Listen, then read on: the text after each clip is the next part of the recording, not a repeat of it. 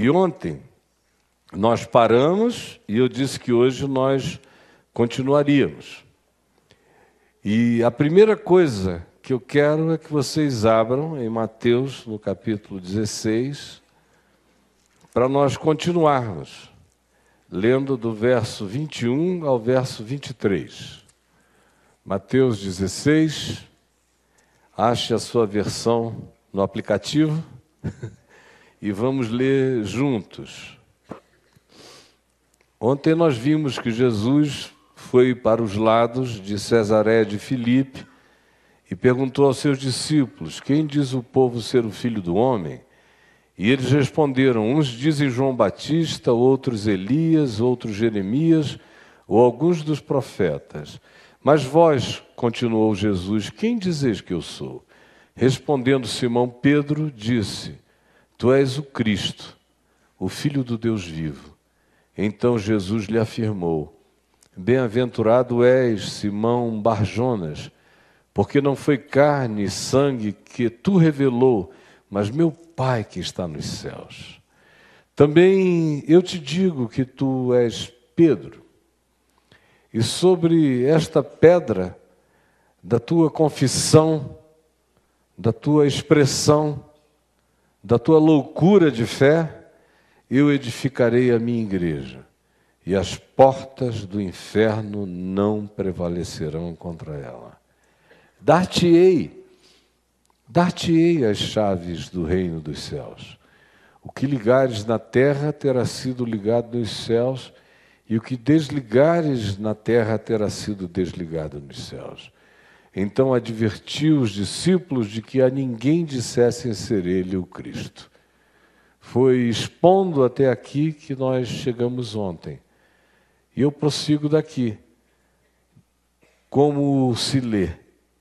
Desde esse tempo, começou Jesus Cristo a mostrar a seus discípulos que lhe era necessário seguir para Jerusalém e sofrer muitas coisas dos anciãos, dos principais sacerdotes e dos doutores, ser morto e ressuscitado no terceiro dia. Então Pedro, chamando Jesus à parte, começou a reprová-lo, dizendo: tem compaixão de ti, Senhor, isso de modo algum te acontecerá. Mas Jesus, voltando-se para Pedro, disse: arreda, Satanás, tu és para mim pedra de tropeço, porque não cogitas das coisas de Deus, e sim das coisas dos homens. Ontem eu comecei a afirmar definições do significado de igreja, e eu quero continuar hoje, porque a palavra que diz as portas do inferno não prevalecerão é uma palavra dita a esse ente humano, coletivo na convergência da mesma consciência e em relação a terem admitido a mesma loucura, a saber, tu és o Cristo, o Filho do Deus vivo. E eu, breve e concisamente, disse o que isso significava, e eu prossigo dizendo que a igreja é a convergência, fé, consciência, fé, consciência, fé, consciência. A igreja é a convergência de fé consciente, consciente do fato que Jesus é o Cristo, Filho do homem, Filho de Deus, Emanuel, Deus conosco, conforme diz o verso 21. Isto, dito, confessado antes, a partir daí, olhem o que diz o verso 21. Desde esse tempo, depois dessa conversa em Cesareia de Filipe, depois da manifestação do que eu lhes disse, que é absolutamente absurdo e do ponto de vista do escrutínio mental, inadmissível e louco, é loucura. Olhar para um ser humano de 30 a 31 anos de idade, com quem você está andando há um ano e pouco, e dizer, não, tu não és um profeta, tu não és um mestre, tu não és um gênio. Para mim, tu és Deus, tu és o Cristo, tu és o Deus manifestado como homem, nascido no seio da humanidade. Tu és o Filho do Homem, a expressão absolutamente completa do significado de ser homem. Por isso ele curava, por isso ele discernia espíritos, por isso ele expulsava demônios, por isso ele mexia no intestino da matéria, transformava água em vinho, multiplicava pães, por isso ele lidava com harmonia, com todas as coisas relacionadas ao mundo macrofísico e às existências absolutamente impossíveis de serem verificadas sem tecnologia, que são aquelas que habitam o universo diminuto das partículas subatômicas. Ele transita entre todos os mundos e todas as dimensões como homem. Quando a gente vê os milagres de Jesus, nós fomos ensinados que isso provava que ele era Deus. Mas é muito bobo ser assim. Deus é Deus. Os milagres de Jesus provam que Jesus é um homem.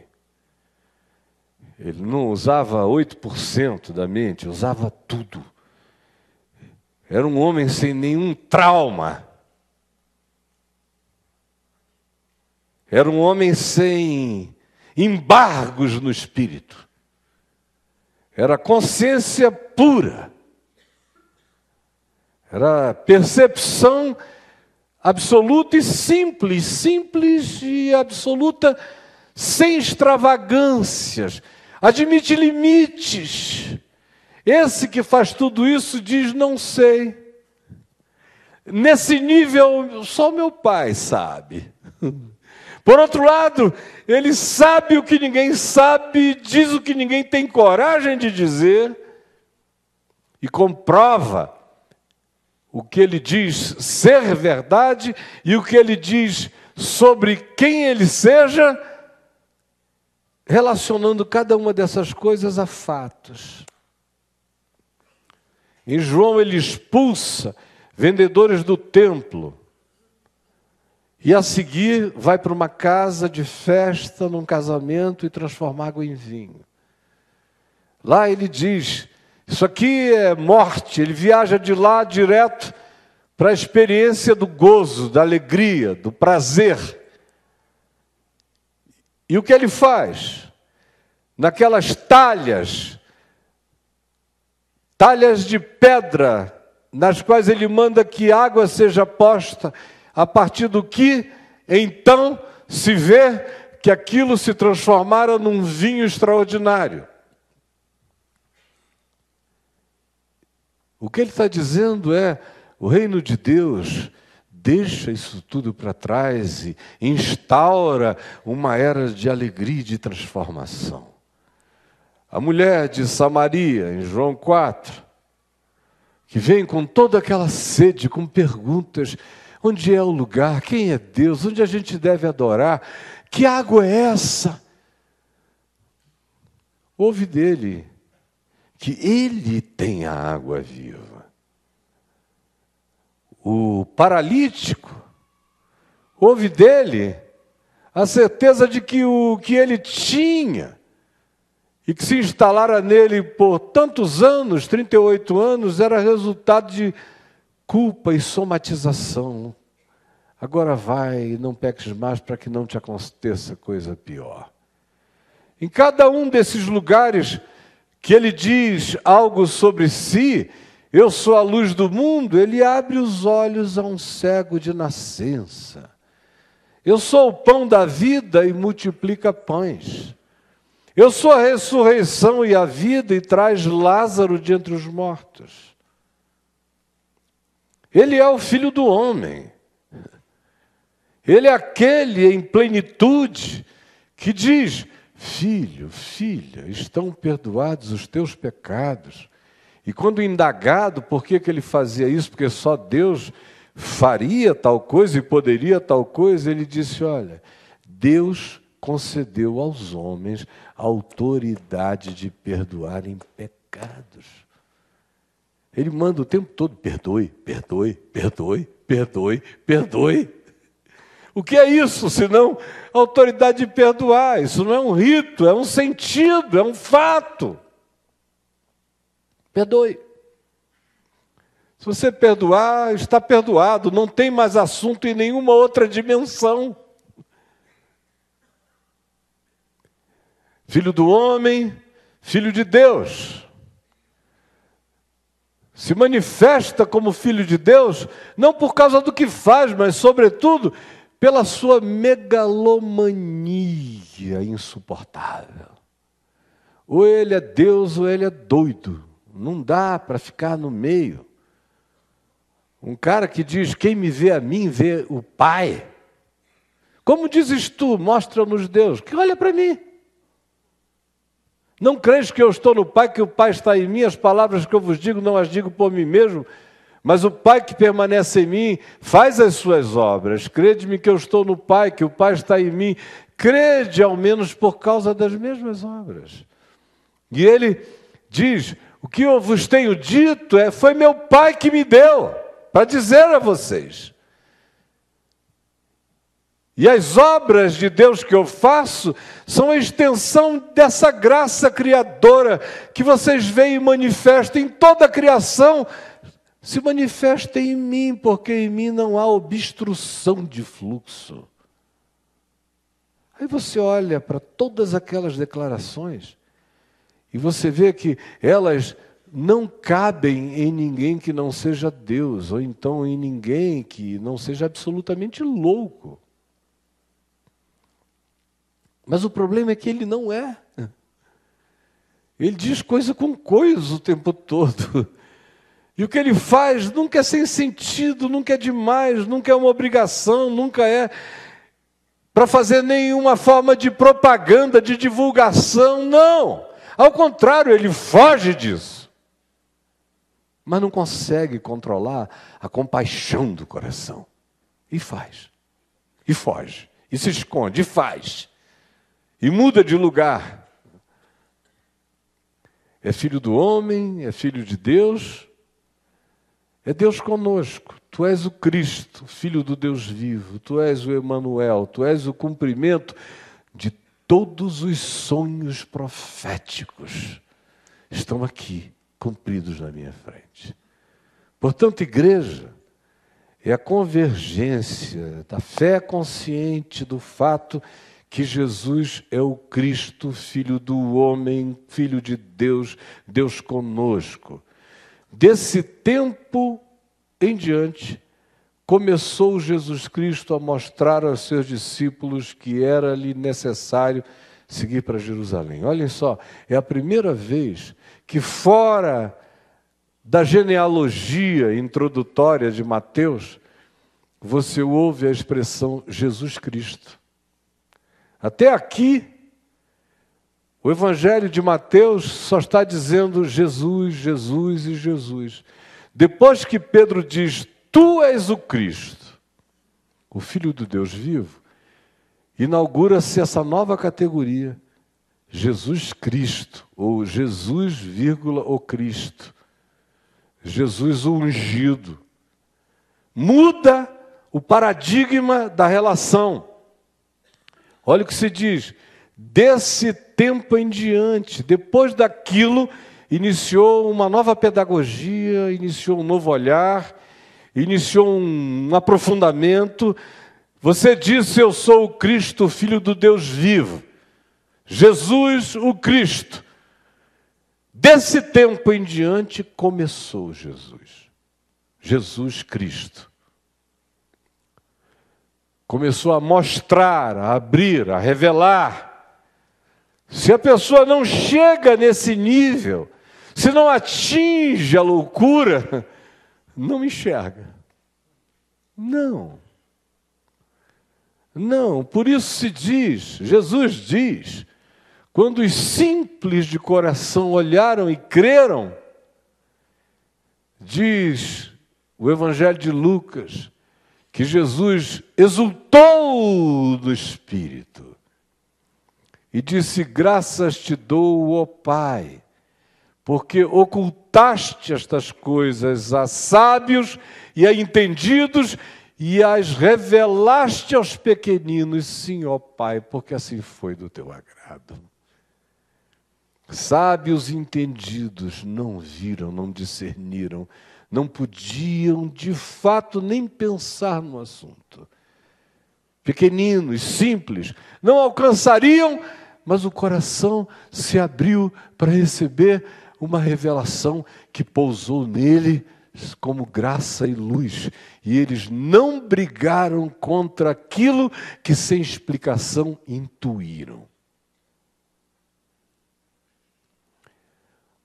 Então, a partir daquele ponto de convergência, tu és o Cristo, o Filho do Deus vivo, começou Jesus, desde esse tempo, a ensinar uma outra coisa.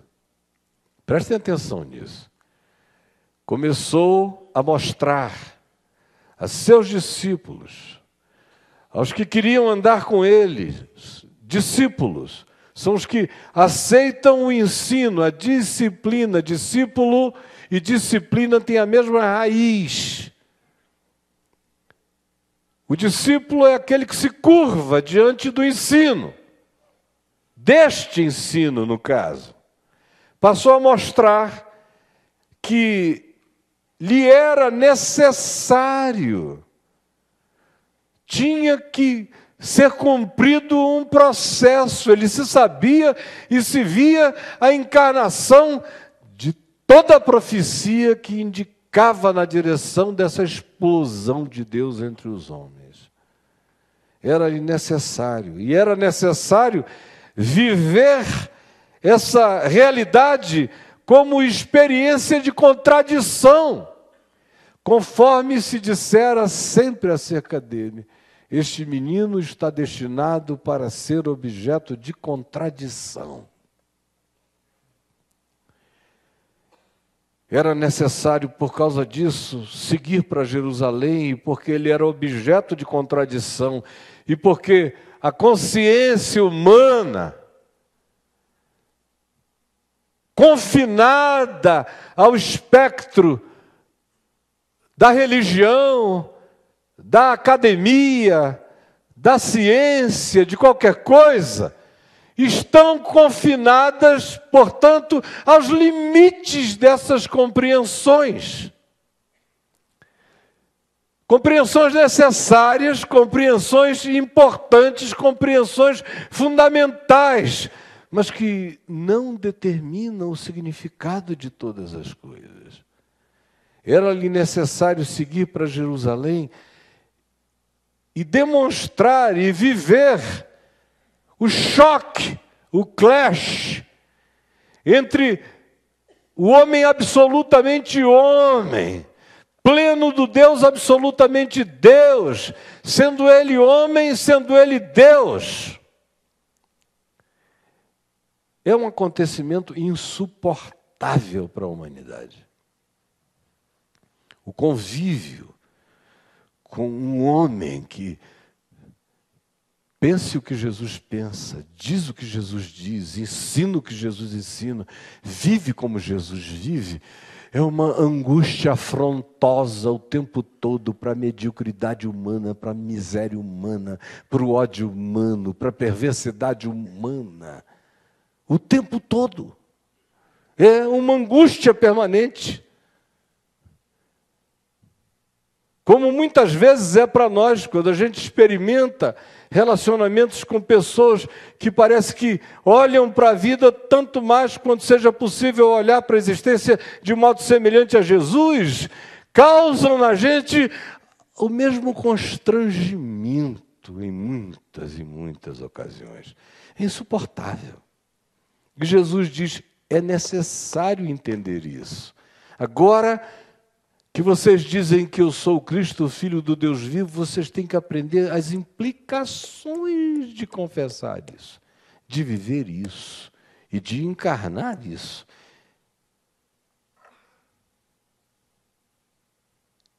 A igreja é feita de indivíduos reunidos no processo de tomar a cruz, desde esse tempo. Olhe como essa expressão designa uma processualidade. Começou ali. Houve uma virada de pedagogia. É isto que vocês creem? Então a consequência é esta. Consequência é cruz.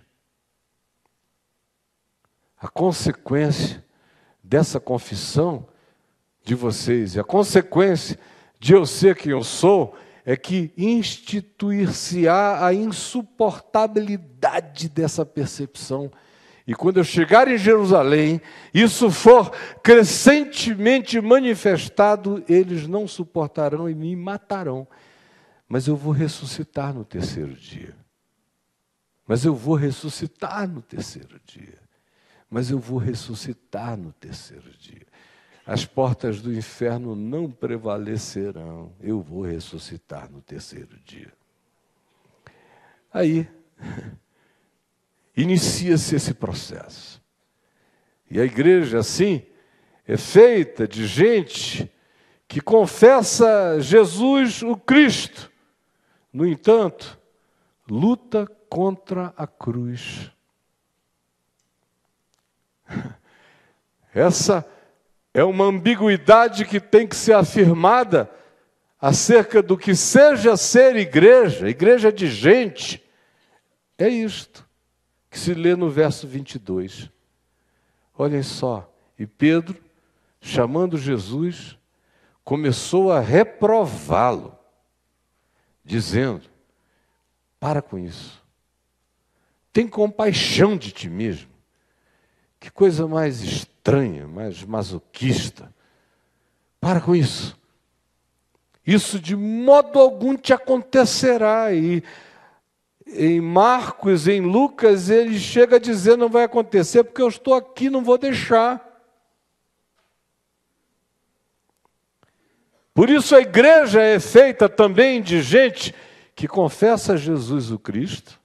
Tu és o Cristo, o Filho do Deus vivo, mas luta contra a cruz, de modo algum. Começa a reprová-lo.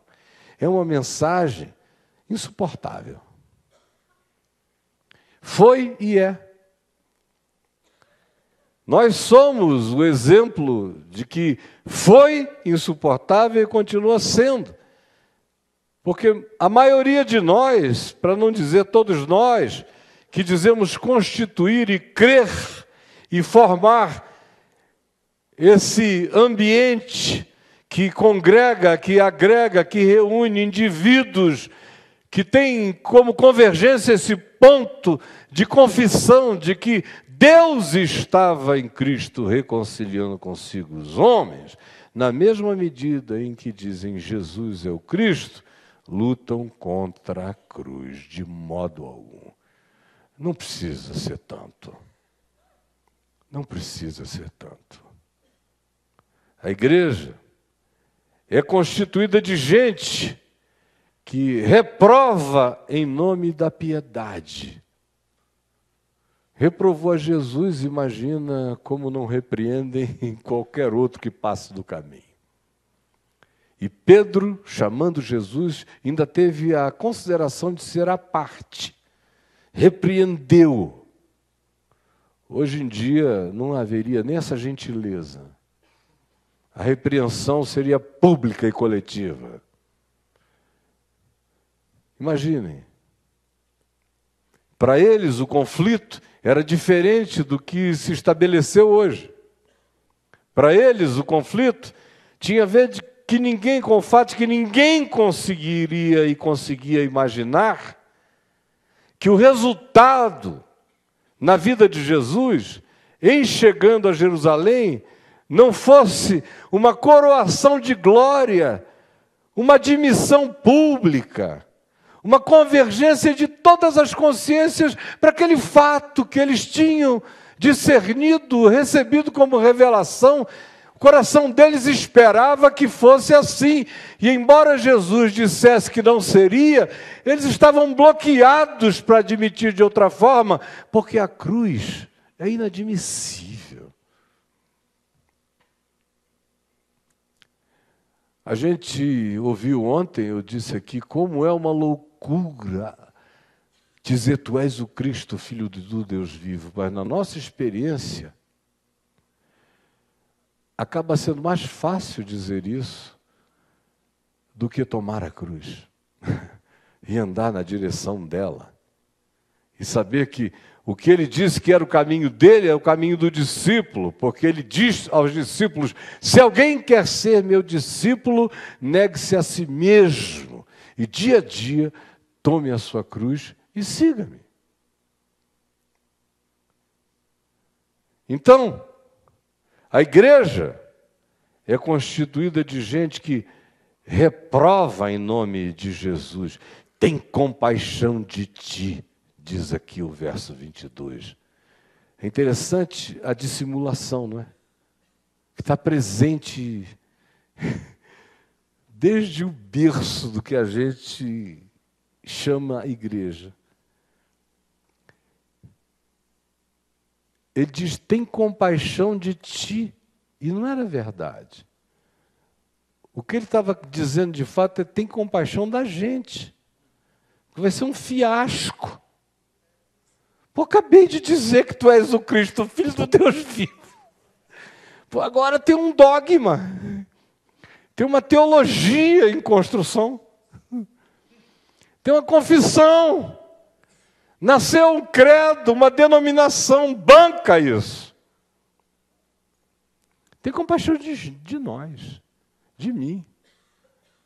Pedro é um cara que toda hora a gente lê que ele se remete para aquilo que ele deixou. Como ele tinha deixado mulher, filhos, uma casa à beira-mar e era dono de uma indústria pesqueira com seu irmão André, e com Tiago e João, e o pai deles, que era Zebedeu, e trabalhavam ali, numa indústriazinha pesqueira, interessante. Ele toda vez olha para trás e diz, Senhor, nós deixamos tudo e te seguimos, e quanto a nós? Aqui ele não diz isso, ele só diz, tem compaixão de ti, significando, não deixa a gente no fiasco. Tem compaixão de ti. A piedade é usada desde os berços mais originais para camuflar relações sinceras na igreja.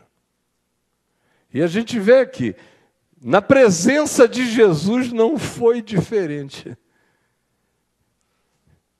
A piedade está sempre sendo usada para que se tente cobrir o que de fato se está querendo dizer. Aí a gente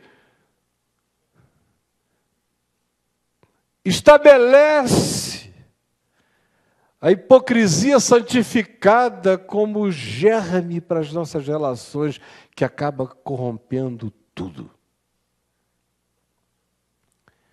Mas não dá para continuar falando de igreja, é o Evangelho que ensina, sem, depois de dizer que por revelação, Pedro disse, tu és o Cristo, Filho do Deus vivo, agora, por absoluta presunção e incapacidade de admitir que a viagem passa decisiva e essencialmente pela cruz, pelo choque, pela rejeição, pelo julgamento, que quem quer que não admita que essas coisas não só existem, mas existirão contra nós, tanto mais quanto na nossa boca dizer tu és o Cristo, o Filho do Deus vivo, não seja apenas um credo, mas seja uma loucura instalada, tanto mais quanto seja assim, mas objeção haverá.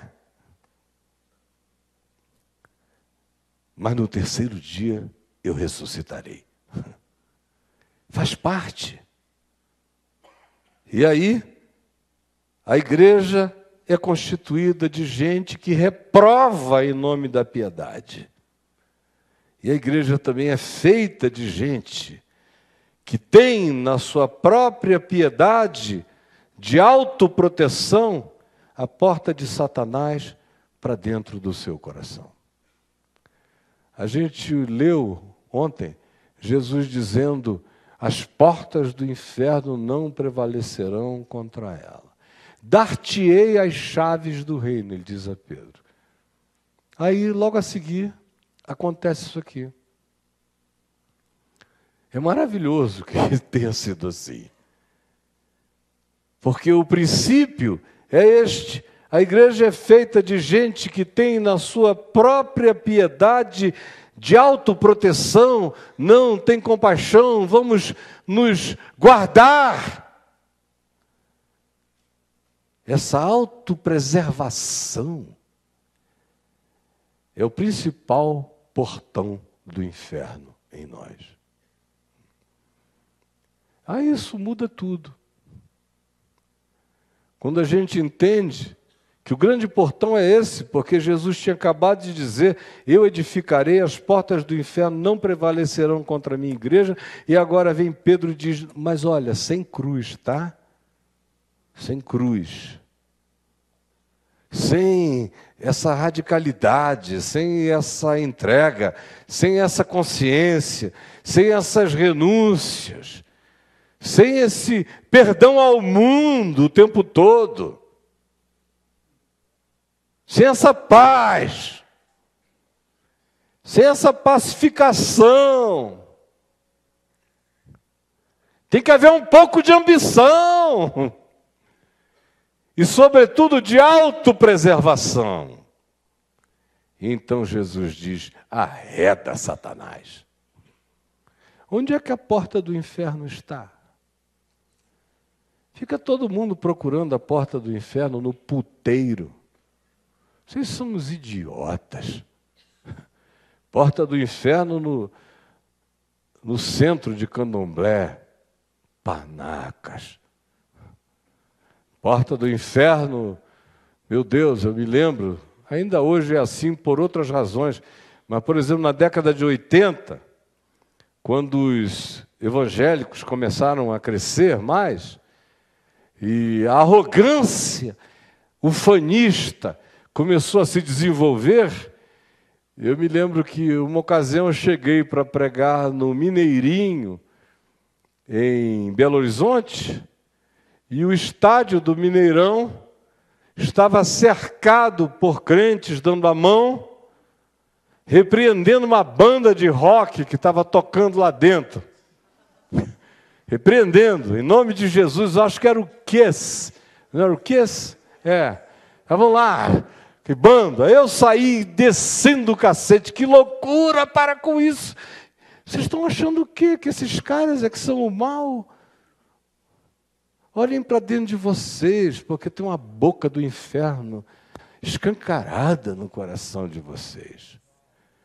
Aquelas lutas de batalha espiritual, de sobe monte, sai igual um leão fazendo xixi nas esquinas, marcando território. Uma loucura. Cheios de ódio, cheios de preconceito, de intolerância. Você via as orações lá em cima do monte: Senhor, eu amarro, aquela coisa toda. Nenhuma compaixão verdadeira pela cidade.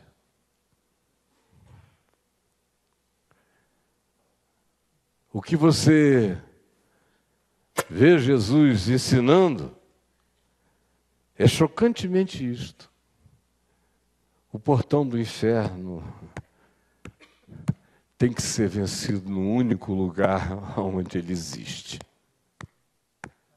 É aqui, dentro de mim, que existe um portão do inferno. É aqui dentro de mim que o Evangelho cresce para que o portão do inferno não prevaleça na minha vida. não está fora de nós. Não adianta a gente pensar que essa é uma luta que se trava contra a carne e contra sangue do lado de fora de nós. O que a gente tem que entender também é que até a luta contra principados e potestades é dentro de nós. O pessoal fica querendo isolar Satanás em localizações, assim como se tenta confinar e adensar Deus em templos e agremiações. Tenta-se, do mesmo modo, negativamente, dar uma geografia para o mal, ou uma cor para o mal, ou roupas para o mal, ou palavreado para o mal, ou gosto musical para o mal.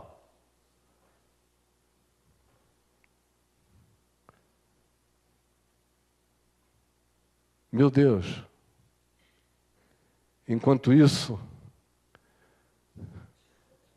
o inferno verdadeiro gargalha. Gargalha. Porque, em nome de Jesus, nós passamos o dia dizendo que estamos enfrentando a Satanás, enquanto o portão da miséria está escancarado dentro de nós.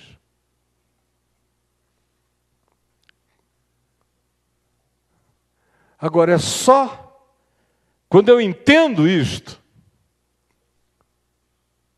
só quando eu entendo isto, que eu não interpreto o que acontece do lado de fora como sendo o embate final com o diabo, qualquer que seja a malignidade do que você pense como diabo, porque isso não existe fora de você, a menos que tenha um portão aberto no seu coração. A gente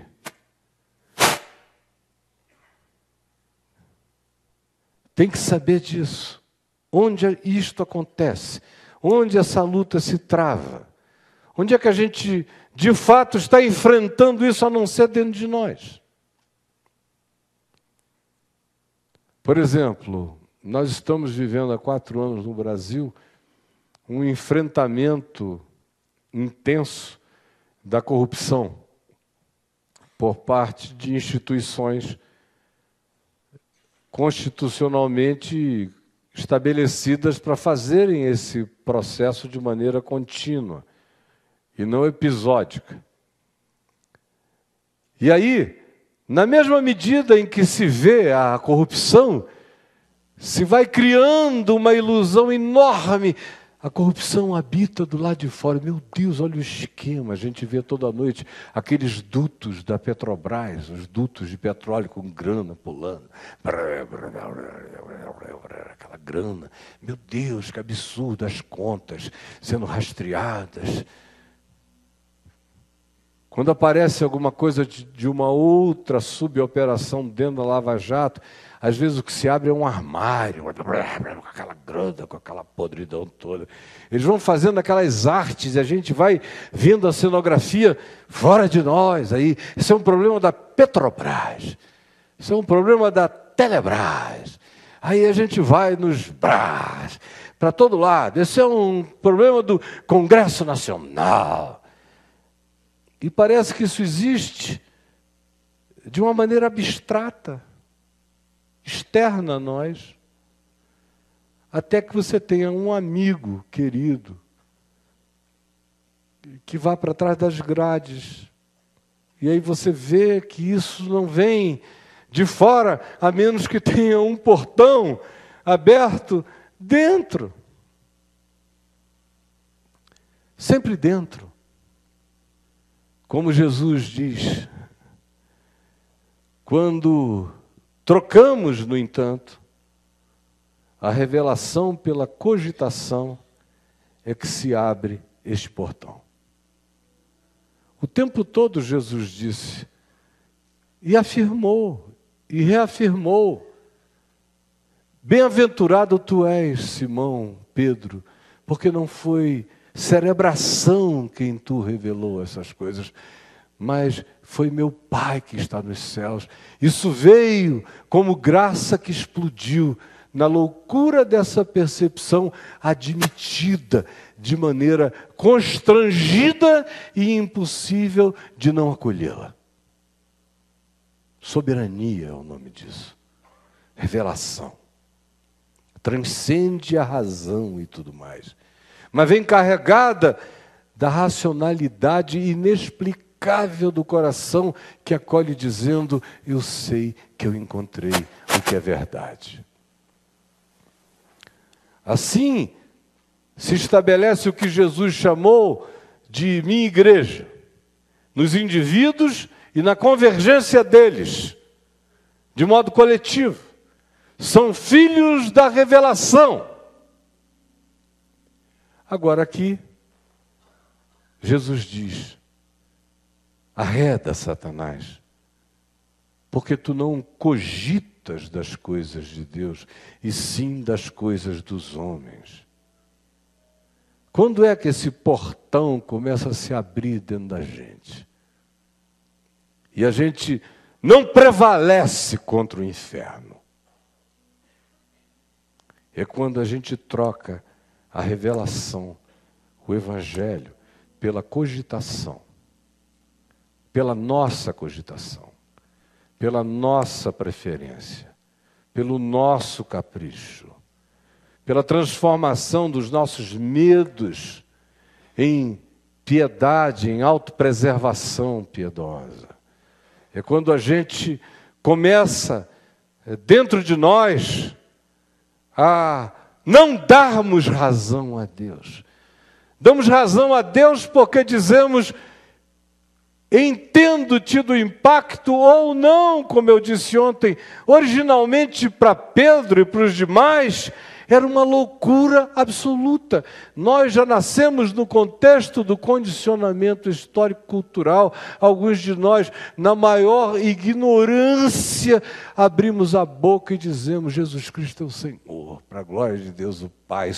Essas placas estão para todo lado, esses anúncios, esses neões, esses gritos, mas não significam absolutamente nada. É fácil dizer Jesus Cristo. Uma vez que a revelação nos alcance, ou uma vez que você seja criado num ambiente desse condicionamento, então se torna patético. Você começa a saber a raiz dessa consciência é quando a pessoa admite a existência como um ato de consciência, de renúncia, de entrega, de coragem, de decisão, de escolha do bem, segundo o Evangelho, dando razão a Deus. Se você, todavia, troca a explicitação da revelação conforme ela se encarnou em Jesus pela sua cogitação, aí você desenvolve teologias, aí você cria religiões. O que é o cristianismo, senão uma cogitação acerca de algum Cristo, de algum Jesus pálido?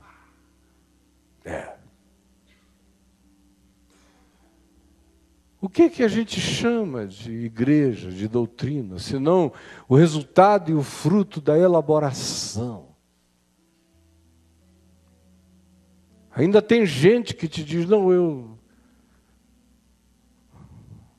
acho até que o que você está dizendo é completamente verdade sobre Jesus, mas eu fui educado dessa maneira e eu vou continuar assim. É patético, não é? Por exemplo, como nós temos pavor da cruz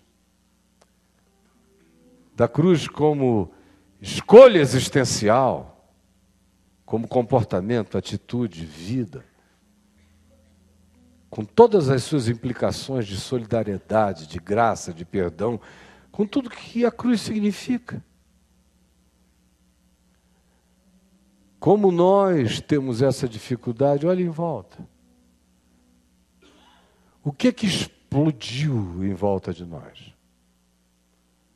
Foi uma cogitação sobre prosperidade humana, chamada de teologia da prosperidade. É uma lógica divina sobre como prosperar. E no caso Deus se alimenta de dinheiro.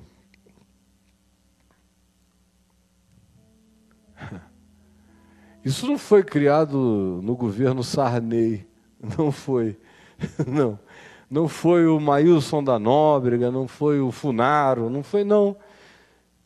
Isso foi criado no inferno. Agora, onde é o inferno?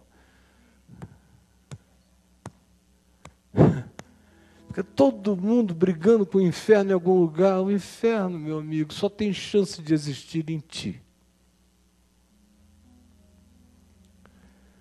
Quando eu sei a revelação, eu disse sim à revelação, mas a troquei pelo conforto das minhas cogitações, das minhas adaptações, das minhas preferências. Cruz, não, é demais, tem compaixão de ti, vamos parar com isso, muda de assunto.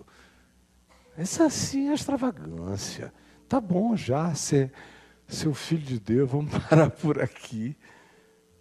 E não deixa a gente nessa fria. Porque afinal, está na essência, tanto de Pedro, quanto de qualquer outro, quanto esteve na do Kenneth Reagan no século passado, como esteve em todas as expressões religiosas do cristianismo, para não falar de nada além disto. Sempre esteve presente essa necessidade de se criar alguma forma de garantia de supremacia, de esplendor. Pedro queria que aquilo acontecesse nos dias dele sobre Jesus. A gente quer que alguma coisa assim, gloriosa, aconteça sobre aquilo que a gente chama igreja. E como o povo diz Jesus Cristo, mas não sabe o que é isto e não conhece o que seja ser discípulo dele, qualquer que seja a sugestão de que a gente pode fazer tudo de outro modo, sem essa finalização, sem cruz, sem entrega, sem caminho com Deus, se torna de um atrativo insuportável para a maioria das pessoas.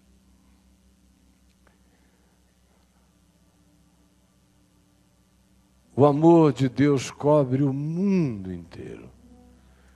Mas caminhar no Evangelho é só para quem tem coragem de dizer: eu sei quem tu és e eu aceito o teu modo de vida. Do contrário,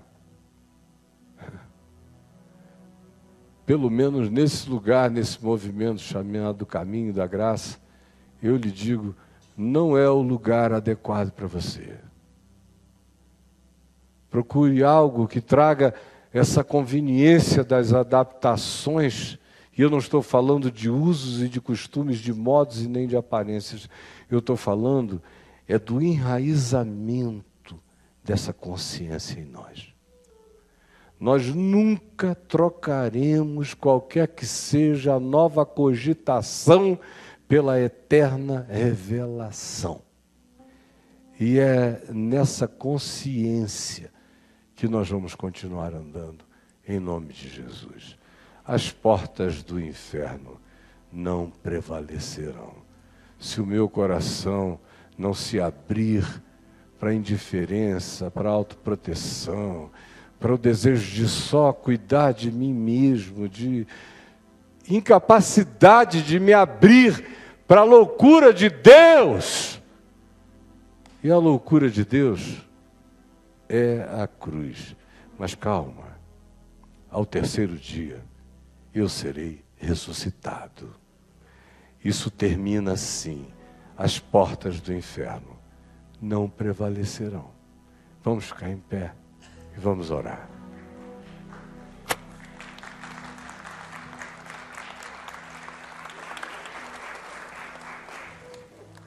Senhor Jesus, Senhor Jesus, nós não estamos aqui para dizer nada novo. Eu só estou aqui para dizer de novo, de novo, de novo, de novo e para sempre. E salva-me das minhas cogitações. Eu quero viver por causa da tua revelação, simples, por causa do Evangelho, por causa da clareza insofismável da intenção divina revelada em Jesus. Permite que sejamos assaltados por essa loucura, visitados pela incontrolabilidade dessa percepção que não poderia nascer de nós. E salva-nos de nos tornarmos apenas mais uma geração condicionada por esse verniz, mas sem a raiz da revelação plantada em nós. É o que eu te imploro e eu te peço, pedindo que nunca mais se esqueça o que na simplicidade mais profunda foi falado aqui nesta noite. Em nome de Jesus, eu sei que assim é. E as portas do inferno não prevalecerão. Não prevalecerão, em nome de Jesus. Não prevalecerão, nem agora e nem em qualquer outra geração. Em nome de Jesus. Amém. Você crê nisto? Crê de coração? Então viva com alegria intensa essa revelação do Evangelho. Vamos cantar juntos, louvor alegre e feliz.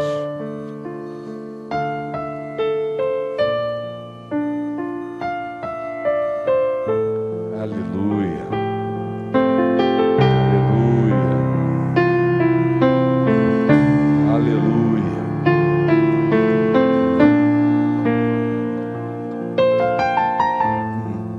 Tem hoje? Sua morte ali na cruz, carregando a minha dor, você se expôs por mim,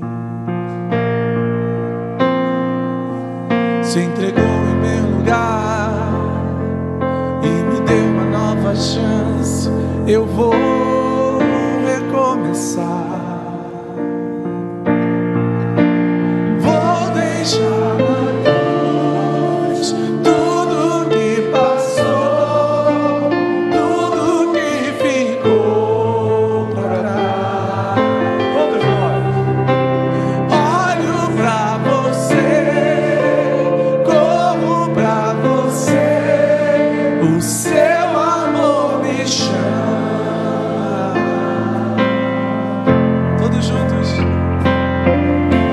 a morte ali na cruz, carregando a minha dor, você se expôs por mim,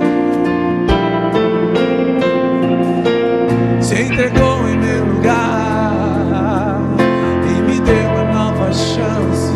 Eu vou recomeçar. Eu vou deixar na cruz, vou deixar na cruz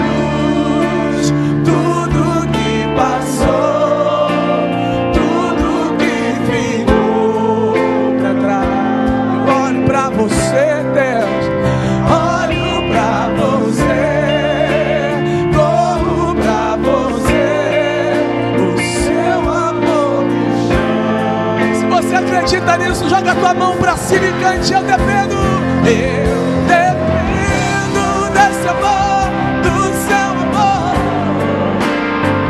mais que tudo. Eu confio.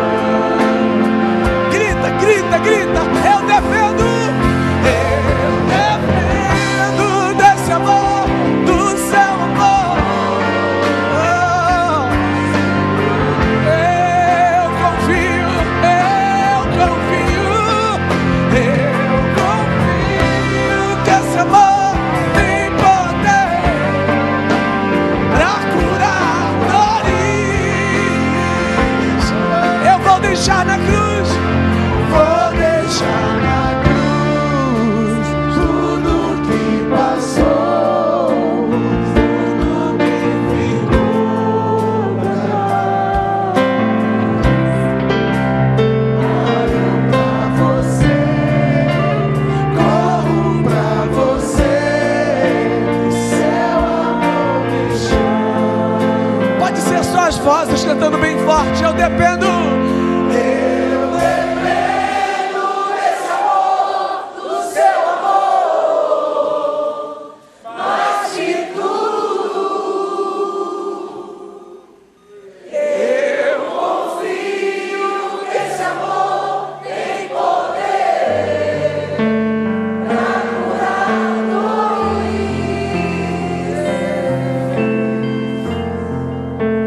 Vou deixar na cruz tudo que passou, tudo que ficou pra trás. Eu olho pra você, Deus. Olho pra você.